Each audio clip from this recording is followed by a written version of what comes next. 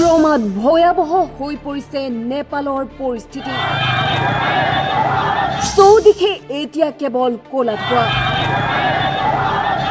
পৰিস্থিতি নিয়ন্ত্ৰণৰ বাবে নামিছে সেনা। প্ৰধানমন্ত্ৰীৰ ৰাষ্ট্ৰপতিৰ পদত্যাগৰ পিছতেই দেশখনত বিৰাজ কৰিছে অচলাৱস্থাই। ভয়ংকৰ জেনজিৰ প্ৰতিবাদত থানবান নেপাল চৰকাৰ। यो देशमा युवाले अवसरको लागि कहिले पनि तपाईको छैन। দেশ এৰি পলাবলৈ নেতা মন্ত্ৰীৰ শাৰী শাৰী হেলিকপ্টাৰ। জেল ভাঙি পলাইছে হাজাৰ হাজাৰ কয়দী। সেয়াই নহয়, উচ্চতম ন্যায়ালয় পৰ্যন্ত ভাঙি লণ্ডভণ্ড কৰিলে প্ৰতিবাদকাৰীয়ে। এই ভয়ংকৰ পৰিস্থিতিৰ মাজতে সমগ্ৰ ঘটনা সন্দৰ্ভত বৰ্ণনা দিলে নেপালত থকা অসমৰ ছাত্ৰ আমিনুল ইছলামে। মোৰ নাম আমিনুল ইছলাম, মোৰ ঘৰ গোৱালপাৰা, অসমত। মই নেপালত MBBS পঢ়ি আছোঁ, Kathmandu university school of medical ছায়েন্সত MBBS থাৰ্ড ইয়াৰ ষ্টুডেণ্ট। নেপালত মানে কাৰেণ্ট চিটুৱেশ্যনটো হ'ল কি, মানে 4 তাৰিখত হঠাৎকৈ গভৰ্ণমেণ্টে ফেচবুক, হোৱাটছআপ, টুইটাৰ এনেকুৱা থিংছ সকলোটা এপ বেন কৰি দিলে, যাৰ ফলত মানে মিডিয়া অচল হৈ পৰিল।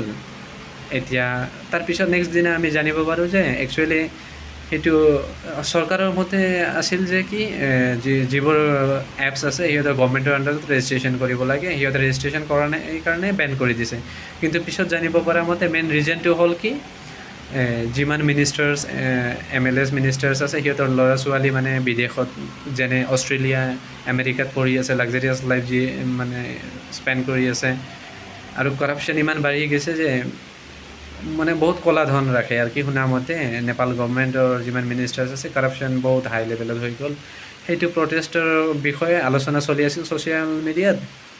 সেই আলোচনাটো বন্ধ কৰাৰ কাৰণে মেইনলি এইবোৰ এপছ বন্ধ কৰি দিয়া হ'ল। মেইন ৰিজনটো আছিল সেইটো।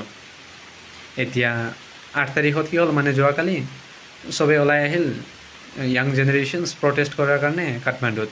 এতিয়া প্ৰটেষ্ট পিচফুলি চলি আছিল, কিন্তু হঠাৎ টিয়াৰ গেছ স্প্ৰেড কৰি দিয়া হ'ল, লাঠি চাৰ্জ কৰা হ'ল, ৰাবাৰ কৰা হ'ল। কিন্তু লাষ্টত চিটুৱেশ্যন কণ্ট্ৰল কৰিব পৰা নাই। এতিয়া ষ্টাৰ্ট কৰি দিলে।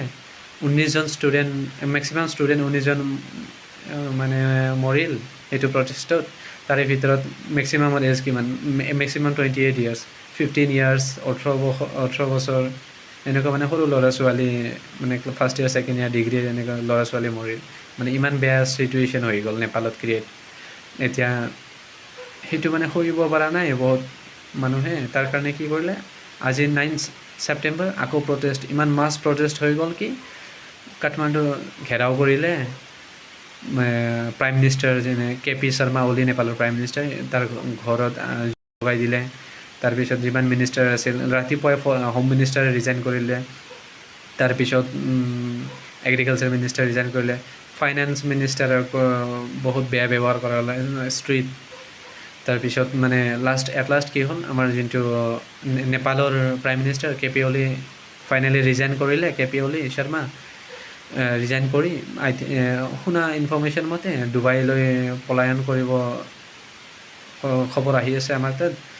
এতিয়া আমাৰ যিমান কাঠমাণ্ডু ইউনিভাৰ্চিটিৰ যিমান স্কুল আছিল সেইবোৰ এসপ্তাহৰ কাৰণে, আই থিংক আমাৰতো মেডিকেল কলেজ এসপ্তাহৰ কাৰণে ছাছপেণ্ড কৰি দিলে, এসপ্তাহ পিছুৱাই দিলে ক্লাছ। এতিয়া প্ৰাইম মিনিষ্টাৰ অলৰেডি ৰিজাইণ্ড। আৰু আমাৰ যোনটো কলেজ, যিহেতু 15 কিলোমিটাৰ দূৰ হয় কাঠমাণ্ডুৰ পৰা, ইয়াতে মানে কি হ'ল, সন্ধিয়া মানে ৰাতি 8-9টা মানত তাতে যোনটো মেয়ৰ আছিল, মেয়ৰৰ ঘৰ দিলে। মেয়ৰৰ ঘৰত আকৌ যোনটো ধুলিকাল জেইল আছিল, জেইলৰ পৰা কেয়াদি প্ৰিজনাৰ চবেই মানে পলাই গ'ল জেলৰ পৰা। Bureau report, time 8।